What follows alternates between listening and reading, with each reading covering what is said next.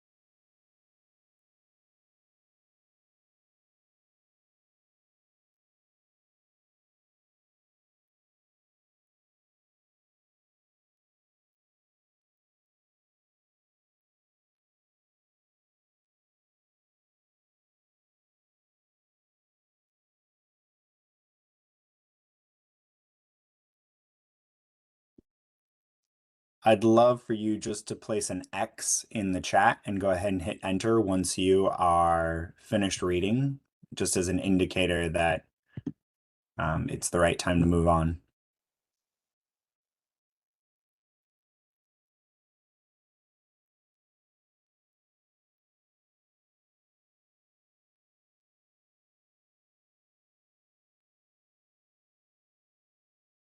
All right, it looks like most of us have gone ahead and read it.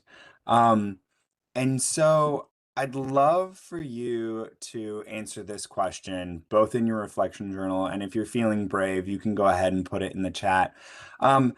After reading the story,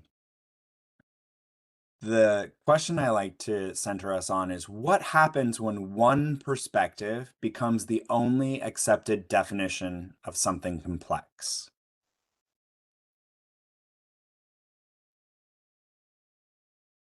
Something that is very complex, but we only accept one definition of one perspective. What happens?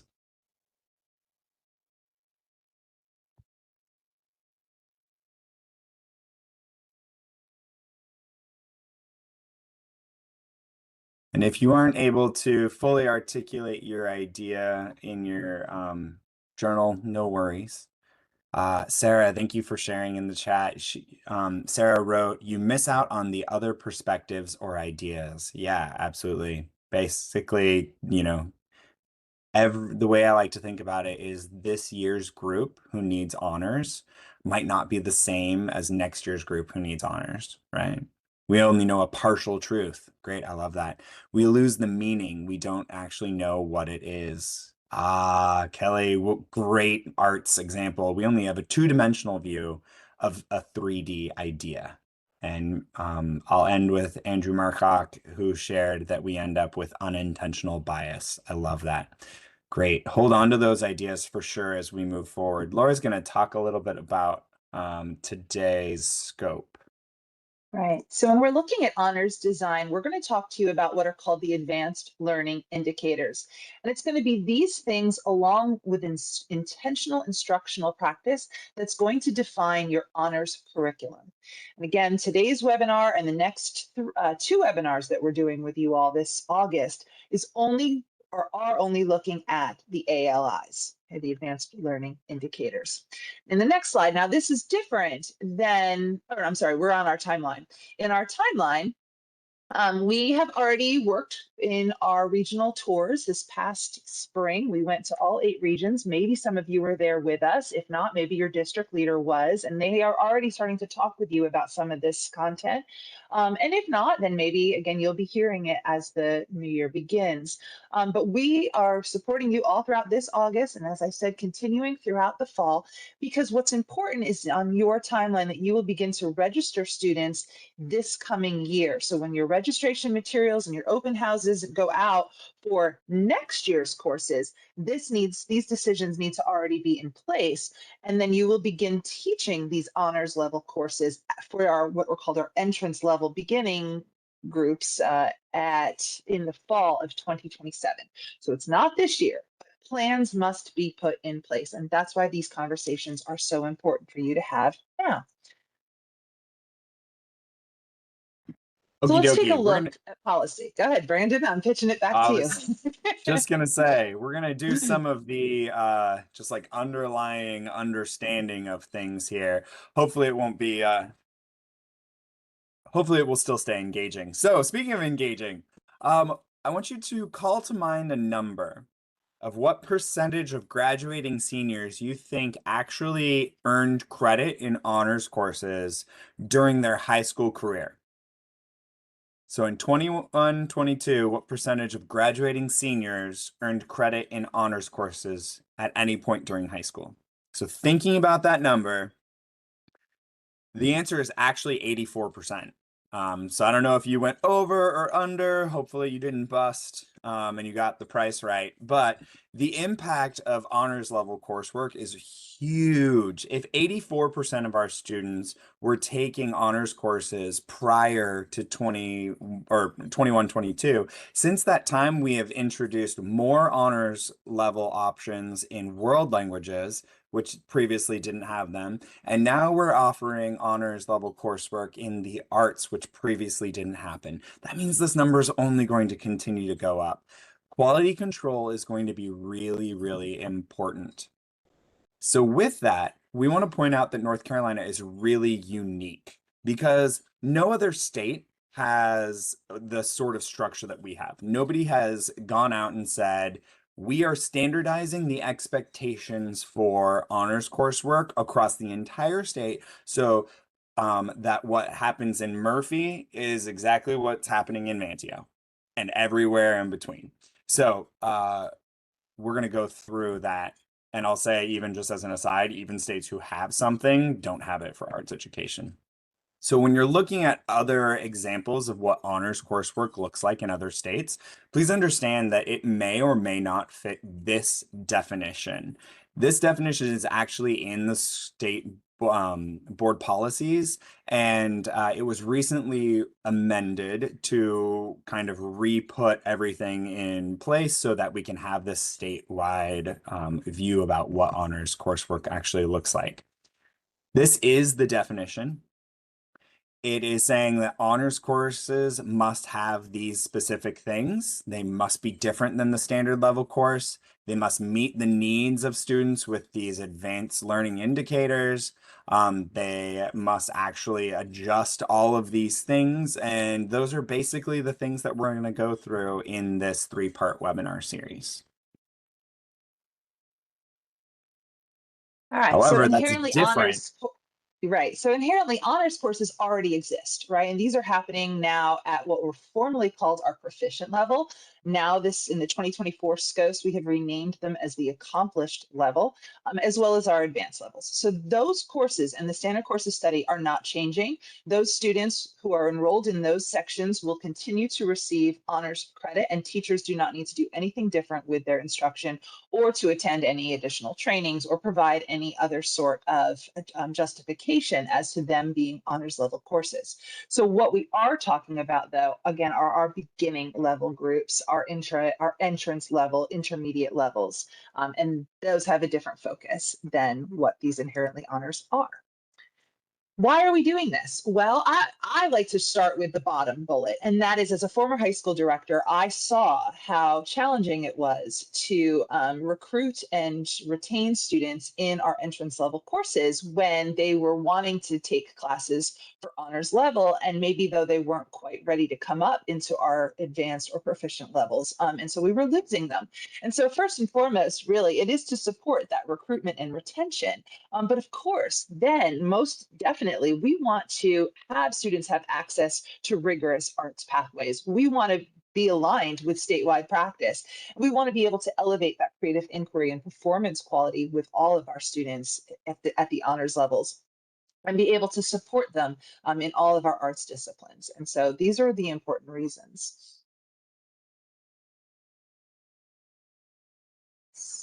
Okay. For more information, as Brandon mentioned, we have our colleagues that have developed these amazing resources for you. And so we do encourage you to take some time and to find them. Now, we don't give you access to this slide deck that we're realizing. So we are going to have to make sure, I think they are on your reflection note guide. You can see that highlighted down there at the bottom. So make sure that you're pulling those resources up and have a deeper look if you have some time to provide a little bit more clarity. What is the responsibility of the PSUs? So the districts have to develop their honors level courses using this course guide. All courses, regardless of the subject or discipline, right, need to follow these rules and guidelines. Um, they have to, they had to use what was called the D&E tool, which is the evaluation tool, that had to happen in December of 2025. And so this happens every 3 years that schools or PSU units have to kind of attest to their development of their honors curriculum. And so we just missed the 2025 rotation, but know that every 3 years. And so we will be coming into the fold of that conversation in 2028. This is what the D&E looks like, the development and evaluation tool. Again, you will see this if you were to click on either of those two links in your reflection journal that takes you deeper into these materials and resources. But basically what it shows is the top is aligned with our ALIs, and schools have to say how these practices are happening, what examples exist in instruction, in classroom design and curriculum. And then the bottom part of the D&E tool is on instructional practice and the ways that the teachers are, again, making delivery with students of honors level coursework. And then these get submitted to an honors specialist or honors coordinator, and then they have to then submit an I cannot say the word, attestation form, which is on the next slide. Where is it? Next, there we go.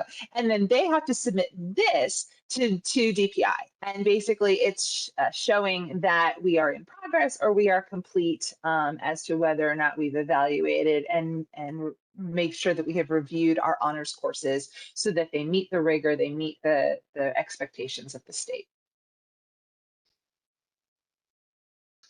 So in your reflection journal, we want to know if you are aware of who oversees honors coursework at your school. This could be your dean of students. It could be somebody in your counseling department. It could be your assistant principal over curriculum and instruction. You might have somebody at the district level that you already know of that is in charge of this work. So for yourself, see if you can identify who that person is, because we want to make sure that they know that you know that this conversation is happening and that they can support you because again this is their jobs and this is what they do. They support this development in all of the other disciplines. It's just now that they're going to be able to have conversations with the arts.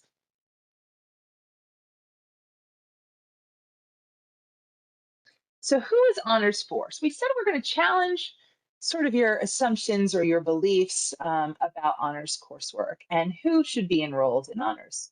So take a look at these photos of these beautiful students and think to yourself, which stand out to you as being the honors student? Who would you see in your honors level courses? Or who would you recruit to put in your honors level Mhm. courses, right? Right. I think we all probably immediately would gravitate towards the student who is painting these beautiful works in the upper sort of left area, or maybe the student who's playing the violin. But the students that we see sleeping or with their hands on their faces, we would maybe might not think of them immediately as students who might be successful in our honors levels coursework. Well, we're going to have to challenge that because at the um, beginning and intermediate levels, as well as like your novice and developing, we will not be able to gatekeep who signs up for honors. So any student who believes that they can be successful in your course, they need to sign up for honors. And we as teachers, of course, need to meet those needs and be very apparent about what our course is doing and offering that is different than the standard course of study as to why those challenges exist. And then students have to agree that they're ready for that challenge and they understand what that challenge is.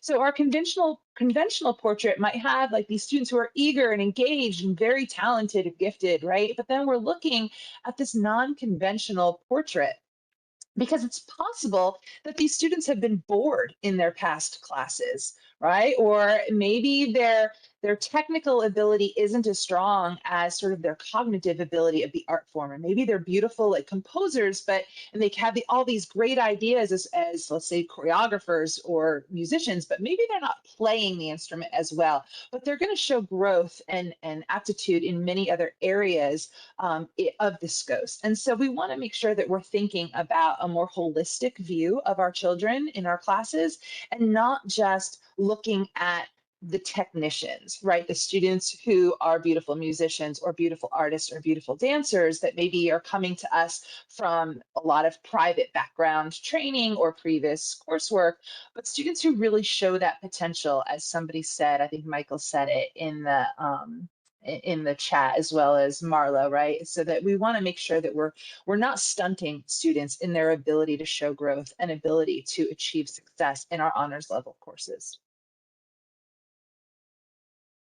So what constitutes honors in the arts? Well, what it is, we want to say that it is differentiated artistic tasks. It's going to be very important that you do not have your honor students and your standard course of study students in the same class doing the same exact work. There must be a very evident based understanding of what the difference is between the honors level at that level and the standard course of level. So that differentiation is going to be very important, that it is able to be articulated, able to be observed both by students, parents, administrators, right, written in your syllabi and wherever else you can show demonstration of these differentiation tasks. We want to see deeper creative decision making, more complex artistic products. Independence is going to be important. They may not need as much guidance, or we might say hand holding as they're going through their process, right? You're going to kind of launch them off and they're going to take autonomy and be able to run with it. And more intentional reflection in what they're doing, what they're learning, what their challenges and their growths are with certain things that they're being asked to do. What it's not, we don't want to just see, they should come in a second. I think they're coming in. There we go. It is not more of the same work. It is not, we use the example of like if they were doing questions in the back of a book that somebody, the standard course of study students are doing the even numbers, but the honors kids are doing all the numbers, right? Because it's just the same thing. And so it's not more in that sense. It's going to be more in depth, more in complexity, more in rigor, but not just more in numbers. So it's not these additional performances or assignments that we're asking them to do, although something could have that addition to it. Again, if we're really challenging them in the ways in which we're extending or enriching, again, all these terms we will cover for you. It's not faster pace for everyone. It's not, again, limited to just those gifted or most talented students.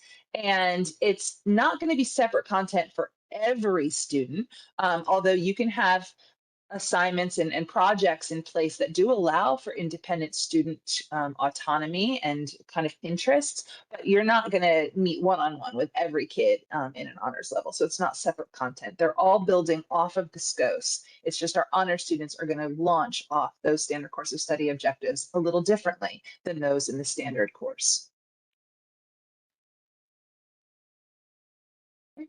So in your reflection journal, we want you to reflect on talking about these conventional assumptions of who your honors students are. Because again, we may have been placing our students in our honors levels based on placement auditions or past class performances. And so those are the kids that were getting into the seats of our proficient and our advanced level honors work. But now, who are these kids? They're going to be anyone that wants to sign up. So how does this challenge the conventional assumption? Make sure that you are filling that in your reflection journal.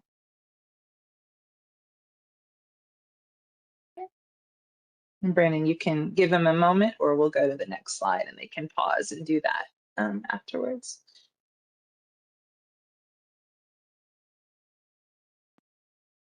Okie dokie, we're gonna get into the meat and potatoes. We're gonna get our hands messy here. So there is an honors framework that exists and was created by the honors team that that the three folks that I shared with you earlier, they were a component of the team that created this honors framework, and we're going to kind of walk through it with you now. So first,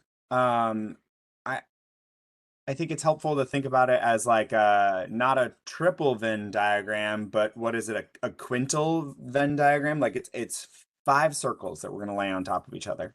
The first is differentiation. You cannot have honors coursework that looks the same as standard coursework, so obviously it has to be differentiated. There are also 3 different approaches that we're going to go through very methodically in the next 2 webinars. One is called acceleration. You probably can tell what that means. There's extension, and there's enrichment. Honors coursework can live in one of these, can live in 2 of these, or can live in all 3 of them. But regardless of which approach you choose, the depth and complexity is increased. Well, that's what I think about it, like kind of being bear hugged by depth and complexity. And honors level coursework, meaning the entire curriculum, is going to live at the intersection of all 5 of these circles. So even though a specific task might live in just acceleration or just extension or both enrichment and extension, the entire coursework is going to live in all 5 of these circles. And that, when we are looking through all 5 of those circles, that's how we see the whole elephant. Honors coursework isn't just one thing, it's all of the things. So we just wanted to point out again that today we're talking in webinar 1 about differentiation. In webinar 2, we're going to really dig deep into acceleration and enrichment. And in webinar 3, we're going to go into extension and depth and complexity. So do make sure that you're here or you catch the recordings for all of them.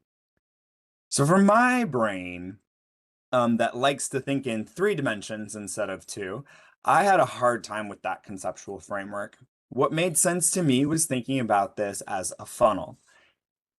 You are invited to think about it in whichever way makes sense to you. But I wanted to share this with you. I'm a big pour over coffee drinker, so maybe that's part of the reason I went to a funnel design. Who knows? I think of pouring my standard level instruction into my filter, and it's almost like a multi-layer filter. The first layer is differentiation. And like I said, we kind of have to differentiate no matter what. Then it's that differentiated instruction is going to percolate through either acceleration, enrichment, or extension, or maybe and either or and slash all of those slashes in there. And then the third filter is going to be that you're examining the depth and complexity of that which you have just planned. And what pops out is honors level instruction. You can see that there's no new content. There's no extra projects. It's not more of the same. it is a different way of looking at these different the curriculum that you're already planning. So what we've done for you is we have put together this one-pager guide that kind of walks you through this process. You can see the arrows pointing down. We're starting with standard level instruction, and we are going to percolate down through the different filters and end up at the locally designed honors level instruction. So I do want to honor the fact that we have a great question here from Caitlin Bachman about how we are identifying students. And I will say that I think we will come back to this a little bit more later in the presentation. But more than anything, to call back, honors is about rigor. It's not about more talent. It's not about harder literature. It's about more rigor in what you're already doing. So we're not telling kids that they can't have this option. We are saying that we need to be very clear about what honors expectations are. And it's my guess that many of you don't yet have a complete picture of that, partially because I'm still building my understanding of it as a former elementary school teacher.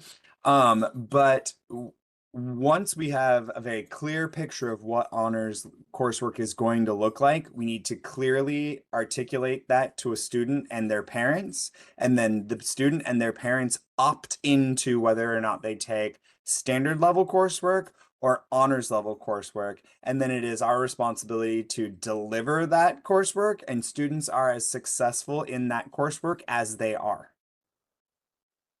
They meet the expectation or they don't, I suppose. Hopefully Right. they And meet. we will continue to discuss all of this, but again, it is challenging those assumptions that you are not necessarily putting them in class placement based on talent skill. And so we understand that this is a challenge. Again, I was a former high school program director, so I get it. And I'm happy to jump on a call with any of y'all privately if you want to talk, but definitely know that this is something that we will continue to build your understanding in. So as Brandon was mentioning, we want to begin with standard level instruction. You have to know your scopes. You have to know what are students at this level being asked to do, because right then that even that is saying, okay, kids are going to come into your program, and I'm just going to keep using beginning and intermediate because I was, again, a former dance person. I also oversee visual arts, right? So we only have those two levels. I understand that music or VIM has novice, developing, intermediate, right? So they're there. But in these two courses, these are the objectives. This is what students are asked to do. And I'm going to then have to delineate within that level for who my honors students are versus my standard course. So I must know the difference. I can't level them up. They can't go to intermediate, right? They're in beginning. So what are my beginning scopes? What are my intermediate scopes? What are my students needing to do? So the standard level instruction is really important. And the way that we want you to start is actually by looking at our unpacking documents. And so on our next slide, if you did not know, we have built out for you these extensive documents for every single objective in all disciplines. And so what you find is the objective will be on the top. Then you've got the glossary terms of all the words that are important for you to know what was meant by that language. You'll see the vertical alignment statement, which shows what the student was supposed to be able to do in the course prior and where they go in the course after. Now, that's going to be also really important because, again, working, let's say, with those beginner students, you don't just automatically want to take them up into the intermediate scopes, right? That's not honors. You're keeping them at the beginning. So don't bump them up into that, stay in the scope, right? So look at that vertical alignment statement. You want to see what that enduring understanding is. That's going to thread through the entire, what we call the through line, right? Kindergarten to advanced all has the same enduring understanding of that particular objective as it develops vertically across all grades levels. Then you have the knowledge and the skills. And that, again, is going to be a starting point. What do kids need to be able to know? And how do they show mastery of this of this knowledge. And then that's where you're going to spring off of as you develop their honors coursework. Those key insights, those teacher actions and possible learning activities, those are provided for you as guidance. And as we continue to build things out, we'll continue to even talk more about perhaps what those differences could be within an honors level and a SCOS, a standard level course. But please start with these unpacking documents. And if you don't know where they are, you can locate them in our AE Hub, which is on our next slide. And it shows you to go to the hyperlink, which is go.nctpi.gov/AE-unpacking. And Brandon just dropped that in the chat. Again, if you have not looked at our resources, we really spent a great amount of time last year developing all this to support you. Please take a look and let us know if you have any questions finding it. And he's showing you what it looks like there as you navigate into it. But that is the button that you may find to help you to get to those documents for all grade levels.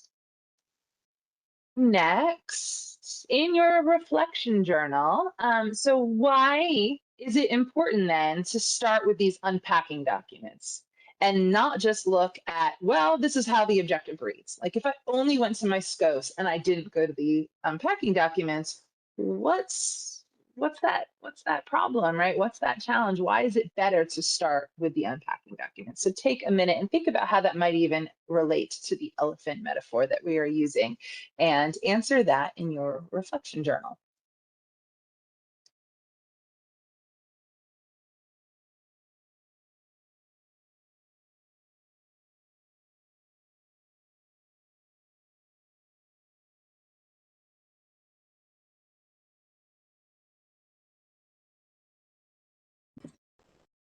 While folks are writing, and since we're running just slightly ahead of schedule, something that never happens with the arts ed team, I'll share when we were in regional training and we were working with different groups, there was one teacher who was like, oh yeah, I teach that objective all the time. This is how I do it, blah, blah, blah, blah, blah, blah, blah, blah, blah. And I was like, hey buddy, that's not what that objective means.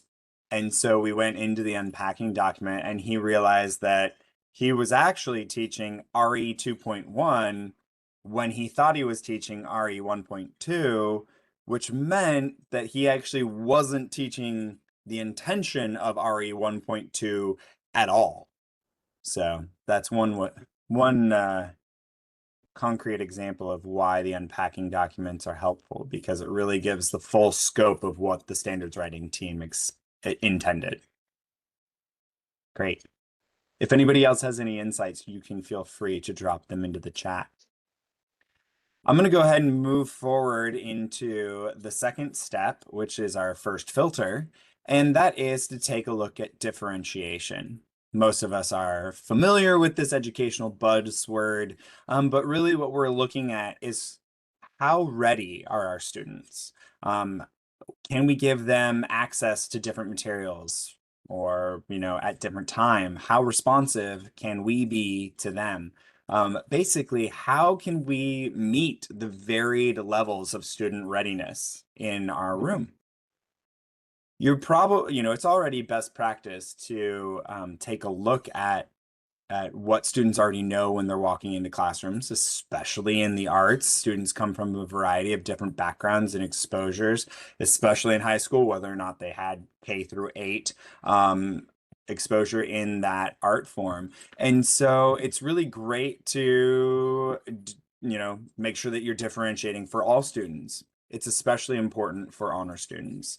Making sure that we're using some kind of pre-assessment is imperative for measuring where our students are coming into the room. We'll talk a little bit more about that in a minute.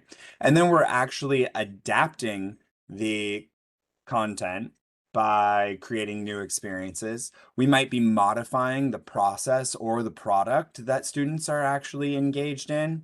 We might actually change the organization of the physical classroom. Are we in different locations? Are we breaking out in different ways? Or we might actually develop different processes and procedures for our standard level students and our honors level students. Somebody already mentioned earlier that it will be a challenge to have these children in the same classroom at the same time. And so process and procedures might be a really important part of designing your curriculum. I want to take a minute to talk about pre-assessment and jump on a soapbox that I feel passionately about. And that is that in the arts, we don't just live in the cognitive domain. Most of you were probably deeply schooled in revised Bloom's taxonomy, which lives solidly in the cognitive domain and deals with cognitive tasks. These are the sorts of assessments that might show up like needing to be written on paper with pencils or being able to answer binary questions like true or false. They might result in an essay question or reports. It could also include oral questioning that has to do with just being able to answer questions, whether it's Socratic or, just one answer at a time. But it very much lives in this kind of right and wrong, there is an answer sort of domain. But the arts aren't about those processes so much as they are about the psychomotor tasks that we have. We do art. Oh my goodness, I just completely lost my screen. There we go. Okay. I got it back. And so psychomotor assessments might actually just look like the very first time students do something.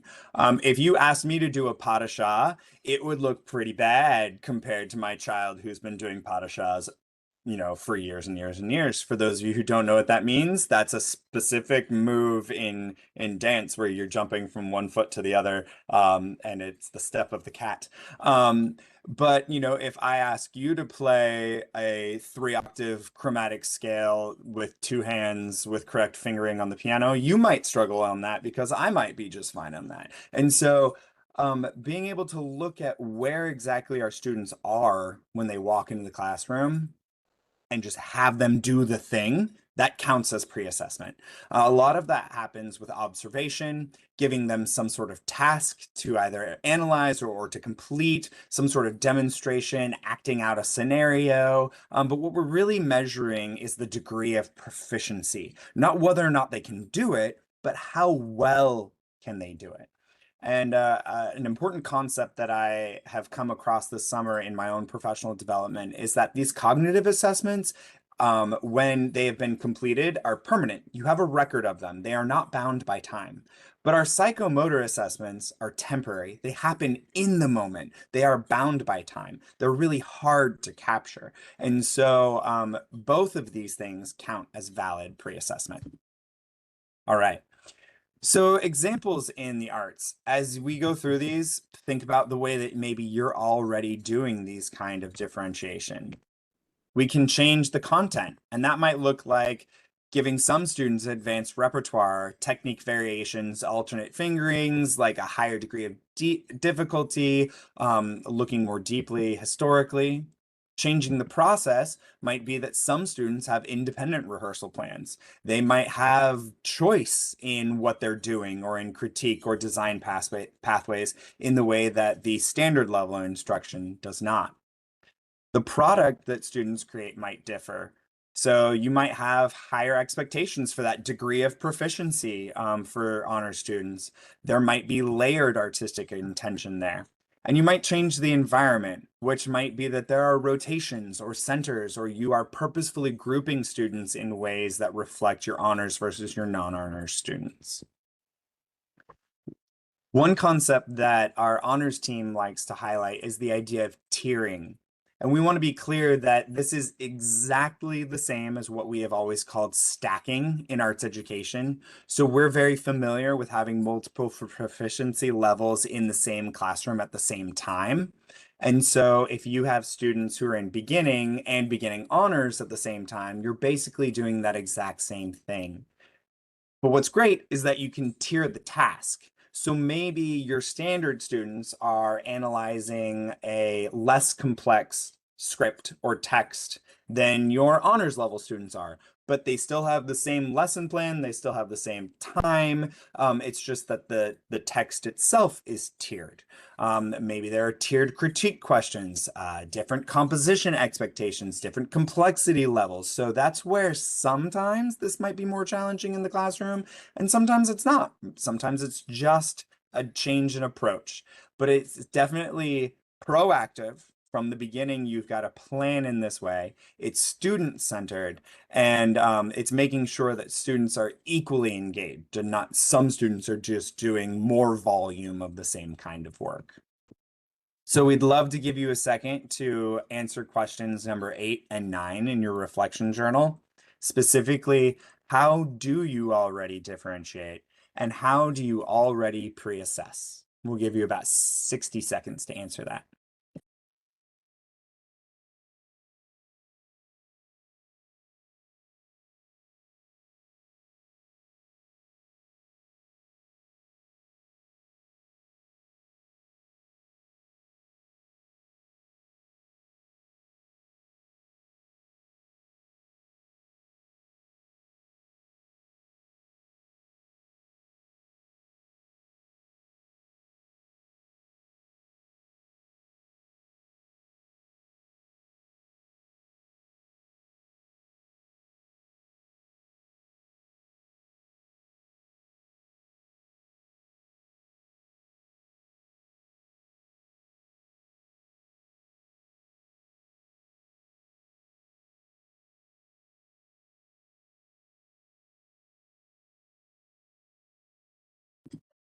All right, so we're returning to the idea that we know our arts teachers already have to tier and stack multiple sections in one class.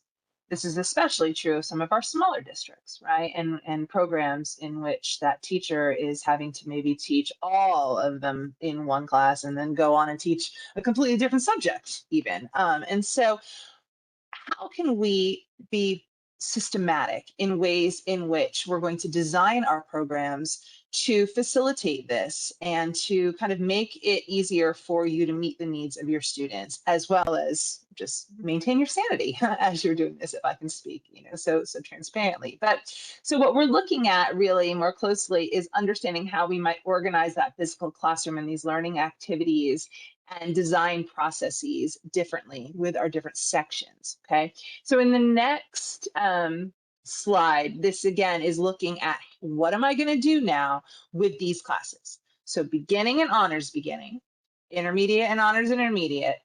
Well, accomplished and advanced, they already exist, but where are they in your schedule, right? And then not to mention, of course, if you're also teaching novice and developing with them, that's a lot of courses. So what is going to make the most sense for you? Well, that's going to have a lot of factors involved. Number one, your just enrollment numbers. Number two, like the grand matrix of life and your schedule in your school. But let's look at some examples. Now, these are only examples, so you can create your own. But next slide, please. So the first thing I did is what makes sense for your pairing, your section pairings. So the first colored thing on the top left says, I want to put my standard course students, my beginning and intermediate students in the same class period. And then I want to put my beginning honors level and intermediate honors level in the next class period, because maybe I'm going to be able to adjust that pace of instruction a little bit faster. They're going to be working at different levels of the SCOs. One's still at beginning and one is still at intermediate. But because of that vertical alignment, we are already going to see a lot of like connections between them. But maybe I just want to be able to challenge them a little bit more collectively, right? So maybe this is where I want them in one class period. And then I want my accomplished and my advanced honor students. Those are the kids that I've seen, I've taught, maybe they've been placed in my program via an audition or a portfolio review, or they, again, just have already demonstrated this really high level of mastery holistically across the SCOs. And I want them all in one period. So that could be a potential design.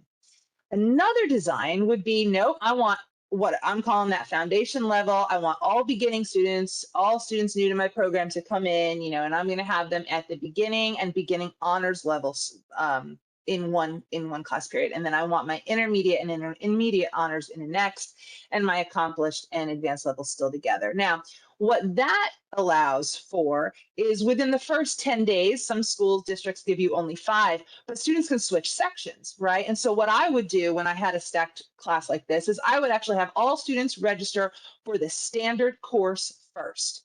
And then within my first 5 to 10 days, well, really my first day, I gave out the syllabi and I said, now, if you want this for honors, we're going to go over what this all means in the standard class. If you want it for honors, this is what honors looks like, because I paired my intermediate with my accomplished levels, right? And so I had students that I challenged. I said, you could come up into accomplished if you want to take on these tasks.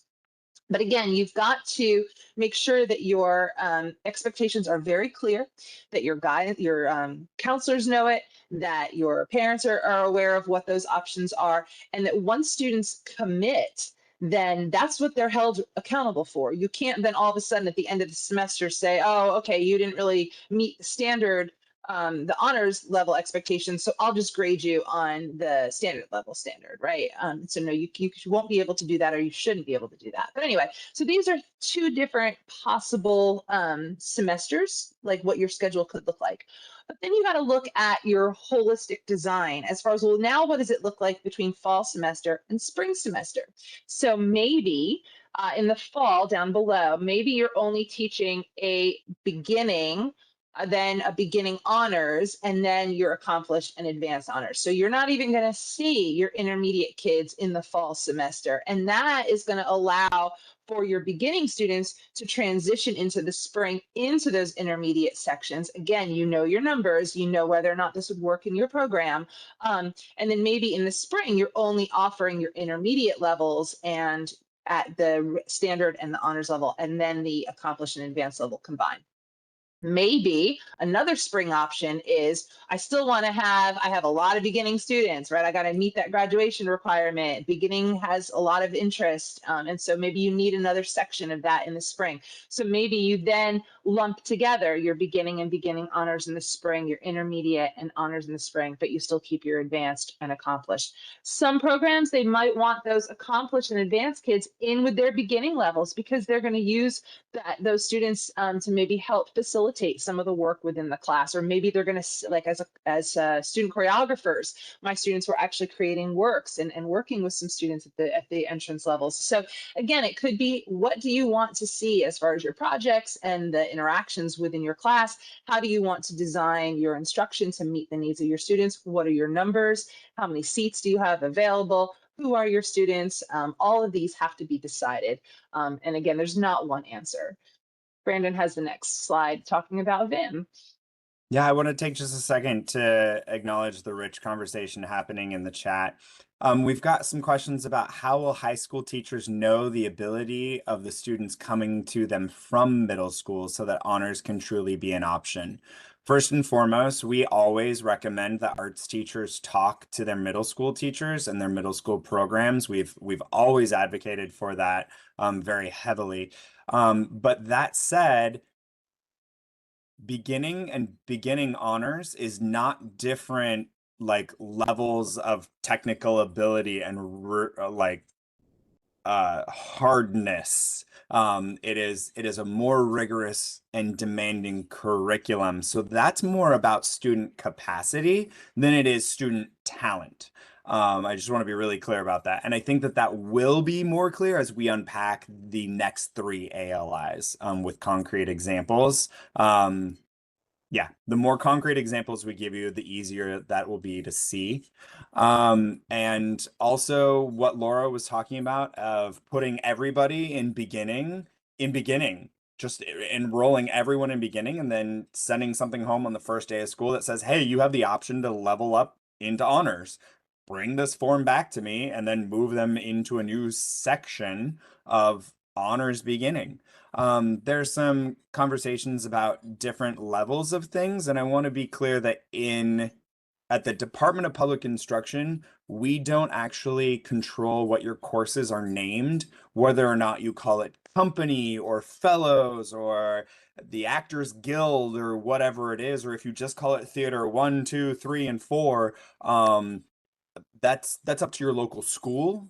We refer to everything as its standard course of study level, and we have always said that you may have multiple levels in the same classroom. In fact, we encourage that so that you're able to differentiate for your students. But that's especially important in our very rural communities where maybe there's a single teacher who teaches one section of band, one section of choir, and one section of theater, or one period, and they have all levels in each one of those groups. So we do not prohibit that. From our level, we're just trying to enable as many kids to take arts education as possible. Anything to add on that before I jump in? Cool. All right. No. So Next. them is a little weird, right? We have 5 levels, and all 5 of them are offered at the high school level. Only novice, developing, and intermediate are offered at the middle school level. And so, if you were to start offering honors options for novice, developing, and intermediate, you might end up with not 5, but 8 different levels.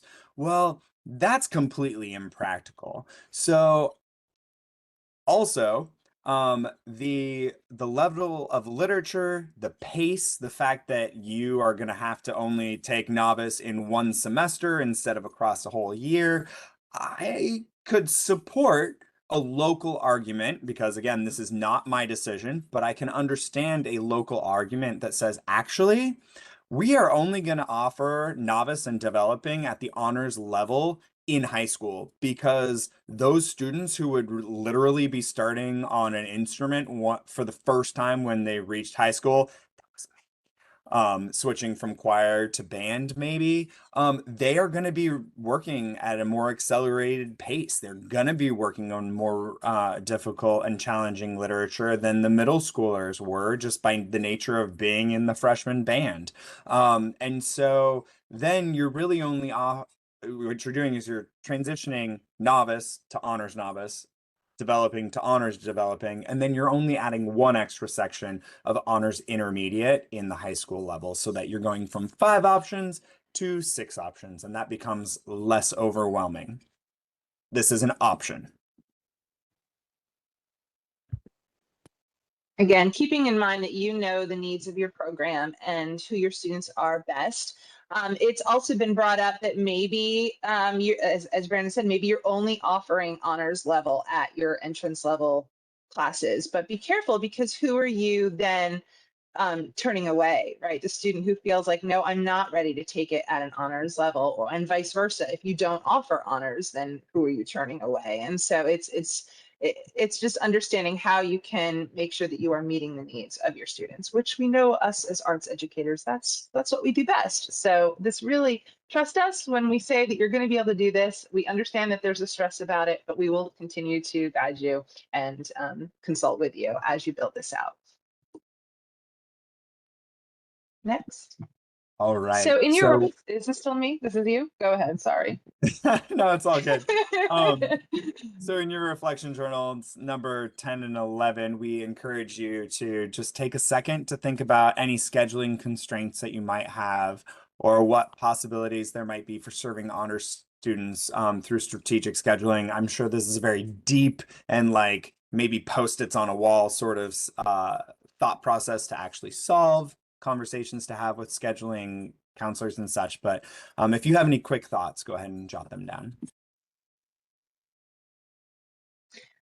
All right, and as he's doing that, and again, you are only seeing part of the elephant today, and we're throwing a lot at you, right? And so as you stay with us and you really dig deeper into these objectives and understand how to differentiate them, it may start making more sense as to what you're going to be doing and what pairings make sense for your courses. So you may not come away. Remember, we said accept non-closure. It's going to be okay if you don't have all your answers today. We don't expect that from you. But we do hope that there's something that you can walk away with, and that's either a sunshine beam of an idea from today's session that really was shining bright for you. What again kind of was illuminated, either something that you're already doing or a way of which you can think about this process and going forward.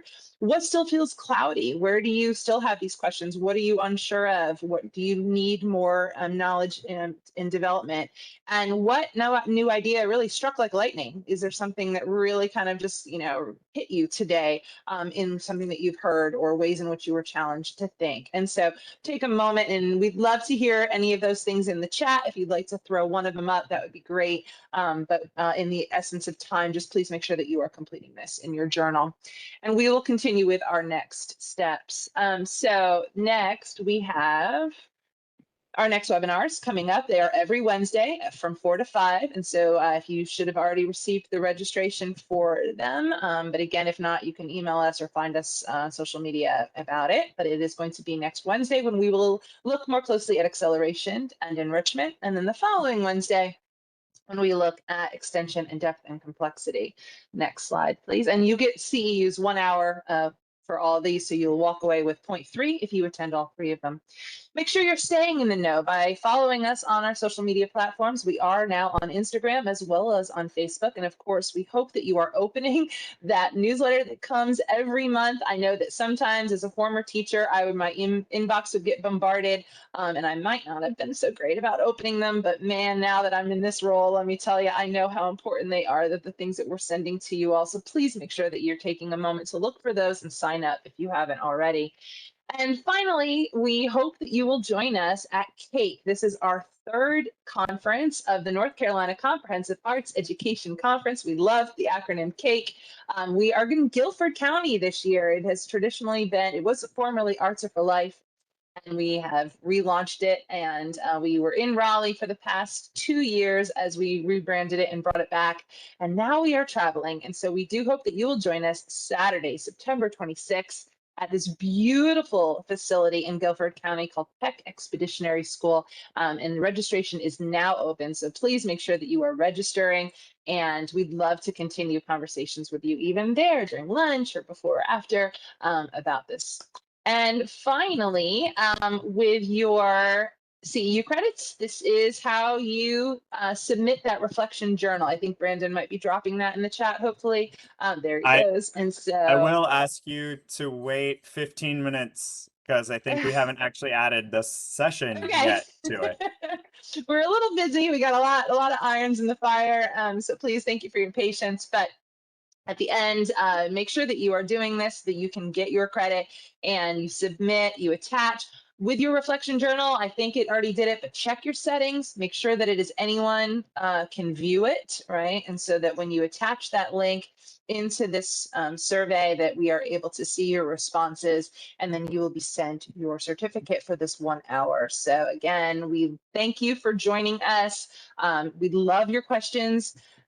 We understand that we don't have all the answers yet as you are thinking about this now, but please be patient, give yourself grace. We've got a year to figure it out. The biggest question is, how are we going to make sure that we're ready to enroll these students in the spring, right? Usually around January, you start putting out those registration documents. So please feel free to contact us for further information. But it is 5 o'clock. We did it in an hour. And so thank you guys very much for joining us. And we will see you next Wednesday.